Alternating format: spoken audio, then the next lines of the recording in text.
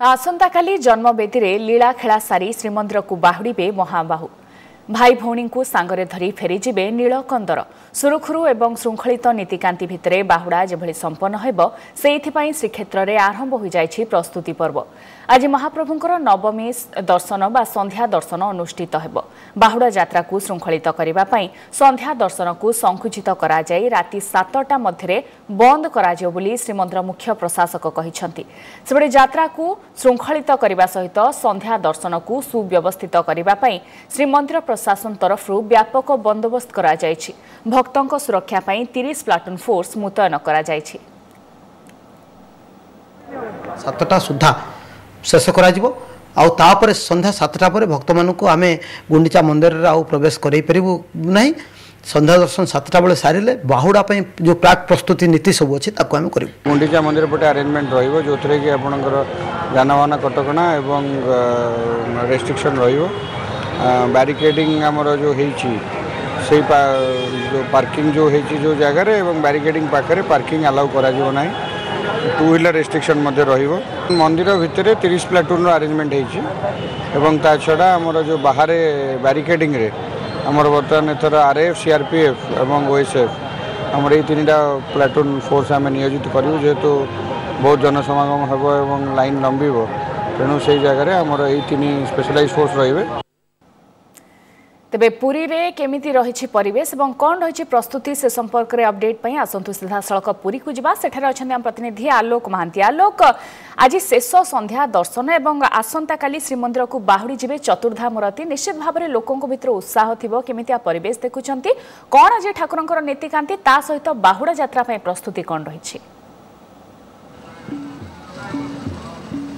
देखंतु यह तो गोटे माने सत्य कथा जे श्रीक्षेत्र को जे आसे तार मन बहुत आनंदित होता है और ये आध्यात्मिक परिवेश एक प्रकार सृष्टि होती निहात भाव में। आज हूँ माने नवदिनात्मक यात्रा सरी सरी आसूची एवं आज हूँ संध्या दर्शन शेष संध्या दर्शन आड़प मंडप रे तेणु कहती शेष संध्या दर्शन जदि शेष दर्शन आड़प मंडप रे जे करती संध्या दर्शन ताले अनेक कोटि पुण्यर फल तांको मिलता है। तेणु भक्त छुटी आसूची तांको पाखकु तांको सन्निकट रे तांको दर्शन करिवो तांकर जणाण तांको जणाइबो प्रार्थना करिवो एवं भोग दीप नैवेद्य देई तांको पूजा करिवो।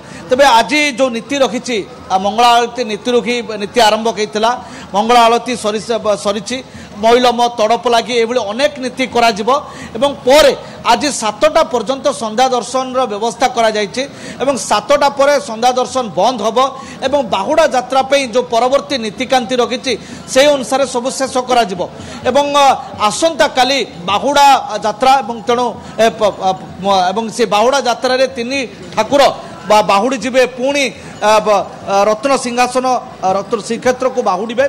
तो सब गुरुत्वपूर्ण कथा ये जो बाहुड़ा यात्रा रे साधारणतः अनेक भक्त आसी पुणी आध्यात्मिक परिवेश हजि जाती। गोटे सब गुरुत्वपूर्ण कथा ये बाहुड़ा यात्रा सुरक्षा व्यवस्था कड़ाकड़ी करा जायछि एवं ये बाहुड़ा यात्रा मुख्यतः 30 प्लाटून फोर्स मुतयन करा जायछि एवं पूरा श्रीक्षेत्र बड़दाण्ड रे सीसीटीवी मुतयन करा जायछि एवं आज जो संध्या दर्शन हम से संध्या दर्शन पाई मंदिर भितर बाहर सुरक्षा व्यवस्था करा जायछि कॉर्डन करा जायछि जेमते श्रृंखलित दर्शन हम।